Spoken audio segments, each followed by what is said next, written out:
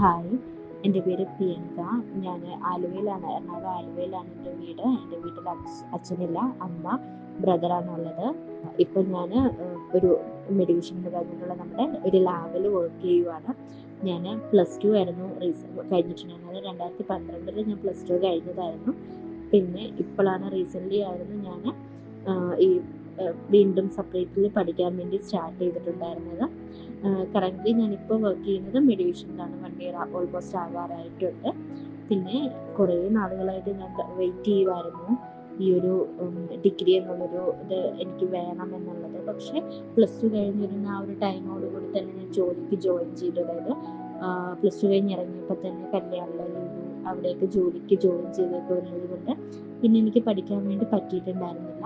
Next ഇതെല്ലാം കഴിഞ്ഞ് ഈ ഒരു 2023, 24 ആ ഒരു ടൈം ആയപ്പോഴേക്കുമായിരുന്നു ഞാൻ വീണ്ടും പഠിക്കണം എന്നുള്ള രീതിയിലേക്ക് ജസ്റ്റ് ഏതെങ്കിലും ഒരു ഡിപ്ലോമ എടുക്കാമെന്ന് കരുതി ഒരു ഡിപ്ലോമ കോഴ്സ് എടുത്തിട്ടുണ്ടായിരുന്നത്. ഒരു ISSD ഹോസ്പിറ്റൽ അഡ്മിനിസ്ട്രേഷനും മാനേജ്മെൻറ്റും ഹെൽത്ത് കെയർ മാനേജ്മെൻറ്റുമായിട്ടാണ്.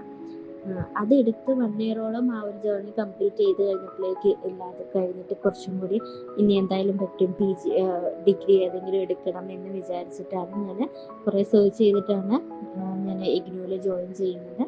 ഇതിൽ മെയിൻലി ഞാനിതിൻ്റെ സർട്ടിഫിക്കറ്റ് വാല്യൂ, കാരണം അവരുടെ സപ്പോർട്ട്, ഇതെല്ലാം ഞാൻ കുറേ ഡിഗ്രി ഞാൻ എവിടെ ഓൺലൈൻ ചെയ്യണമെന്ന് വിചാരിക്കുമ്പോൾ ഫസ്റ്റ് ഇതിൽ വാട്സാപ്പ് ഇതിലായിക്കോട്ടെ, യൂട്യൂബിലും ഇൻസ്റ്റയിലും ഒക്കെ ഇത് മാത്രമായിരുന്നു മെയിൻലി ഞാൻ കണ്ടിട്ടുണ്ടായിരുന്നത്. അങ്ങനെയാണ് ഞാൻ ഇഗ്നോയിലേക്ക് വന്നത്. ഓൾമോസ്റ്റ് ഞാൻ പ്രതീക്ഷിച്ച പോലെ തന്നെയാണ് എല്ലായ്പ്പോഴും എനിക്ക് സപ്പോർട്ട് തന്നിട്ടുണ്ട് ഇഗ്നോൻ്റെ ആ ഒരു ടീം ആയിക്കോട്ടെ. ഇതുവരെയും ഏത് ടൈമിലും മെസ്സേജ് അയച്ചാലും പ്രോപ്പർലി റിപ്ലൈ തരും. ഇൻ കേസ് മാം ലീവാണെന്ന് പറയുവാണെങ്കിൽ ലീവിന് 2 ദിവസം മുമ്പേ ലീവായിരിക്കും. ഇൻ കേസ് അർജൻറ്റ് വരുവാണെങ്കിൽ കോൾ ചെയ്യണമെന്ന് പറഞ്ഞ് ഏത് ടൈമിൽ നമ്മൾ കോൺടാക്ട് ചെയ്യണമെന്ന് വിചാരിച്ചാലും നമുക്ക് ആക്സസിബിൾ ആയിട്ടുള്ളൊരു പേഴ്സൺ ആയിരുന്നു. ഓവറോൾ എനിക്ക് ആ ഒരു ജേർണി നല്ല രീതിയിൽ തന്നെയാണ് ഈ നിമിഷം വരെയും ഉള്ളത്. എൻ്റെ കരിയർ ഒബ്ജക്റ്റീവ് എന്ന് പറയുന്നത് MBA എടുക്കുക എന്നുള്ളത് തന്നെയാണ്. BBA കഴിഞ്ഞിട്ട് MBA കൂടി ഓൺലൈനായിട്ട് ചെയ്യുക എന്നുള്ളതാണ് എൻ്റെ ഒരു ഇപ്പം നിലവിൽ ഗോളായിട്ട് വന്നിട്ടുള്ളത്. അതിനുശേഷം കണ്ടിന്യൂസ്ലി പഠിക്കുക എന്നുള്ളത് തന്നെയാണ്. ഇത് കഴിയുമ്പോൾ ഇപ്പം MBA കഴിഞ്ഞതിന് ശേഷം MBAക്ക് മുകളിൽ അല്ലെങ്കിൽ അതിനോട് റിലേറ്റ് ചെയ്തിട്ട് വേറെ ഏതെങ്കിലും കോഴ്സുകൾ എടുക്കാൻ പറ്റുവാണെങ്കിൽ എടുക്കുക. അത് മാത്രമാണ് ഇപ്പം എൻ്റെ ഒരു ഗോളായിട്ട് ഇപ്പം മനസ്സിലുള്ളത്. Thank you. ഇത് ഈ ഒരു വോയിസ് ഇടുമ്പോഴാണ് എപ്പോഴും ഇത് കേട്ടിട്ട് ആർക്കെങ്കിലും ഒരാൾക്ക് ഡിഗ്രി ഇല്ല, എന്നെക്കൊണ്ട് കഴിയില്ല എന്ന് വിചാരിക്കുവാണെന്നുണ്ടെങ്കിൽ ഇല്ല, നമ്മളെ കൊണ്ട് പറ്റും എന്ന്. ഞാൻ ഏകദേശം 2012 കോഴ്സ് കഴിഞ്ഞിറങ്ങിയതായിരുന്നു +2. പിന്നെ ഞാനൊരു കോഴ്സ് പഠിക്കാൻ വേണ്ടി കയറുന്നത് 2023 23 to 25 വരെ എന്ന് പറഞ്ഞിട്ടുണ്ടെങ്കിൽ ഒരു ഹെൽത്ത് കെയർ മാനേജ്മെൻറ്റ് എടുത്തിട്ടുണ്ടായിരുന്നു. അതിൻ്റെ ഇടയ്ക്ക് കമ്പ്യൂട്ടറിൻ്റെ കുറച്ച് കോഴ്സ് MS ഓഫീസ് എടുത്തിട്ടുണ്ടായിരുന്നു. കുറച്ച് നല്ല സ്പോക്കൺ ഇംഗ്ലീഷിൻ്റെ കോഴ്സ് ഞാൻ എടുത്തിട്ടുണ്ടായിരുന്നു.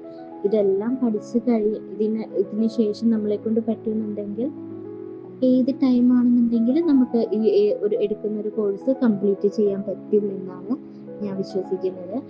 എനിക്കൊരു സ്റ്റാർട്ടിങ് ട്രബിൾ ഉണ്ടായിരുന്നു, എന്നെ കൊണ്ട് പറ്റുമോ എന്ന്.